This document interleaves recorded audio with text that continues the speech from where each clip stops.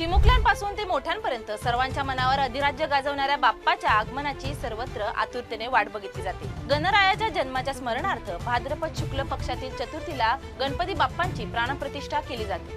गणपती बाप्पाची स्थापना किंवा प्राणप्रतिष्ठा करण्यासाठी मध्यान्हाची वेळ सर्वात प्रभावशाली आहे, कारण गणपती बाप्पांचा जन्म मध्यान्ह वेळी झाला होता।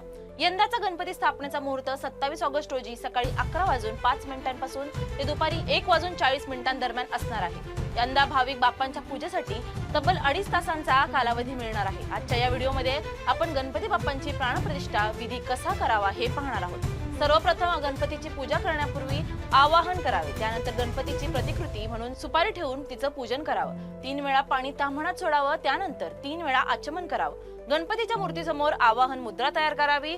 आवाहन मंत्र पठण करत असताना गणपतीच्या मूर्तीमध्ये प्राणप्रतिष्ठा करताना ओम भूर्भुवः स्वः गणेश त्र्यंबकाभ्यां नमः सप्रतिष्ठोति भवः प्रसन्नो भवः वरद भवः हे मंत्र म्हणावे।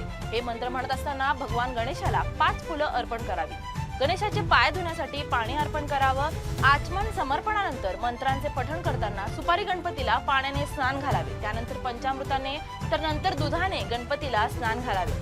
मोळीच्या स्वरूपात कपडे अर्पण करून सुगंधित पदार्थ अर्पण करावे। अखंड तांदूळाचे दाणे अर्पण करून सुपारी आणि मुख्य गणपतीला फुलांचा हार, शमीचे पानं, दुर्वा अर्पण करावेत। त्यानंतर गणपतीला कुंकुवाचा टिळक लावून धूप दाखवावा। त्यानंतर दिवा लावून आरती घ्यावी आणि गणपती बाप्पांना त्यांचे आवडते मोदक आणि नैवेद्य अर्पण करावा।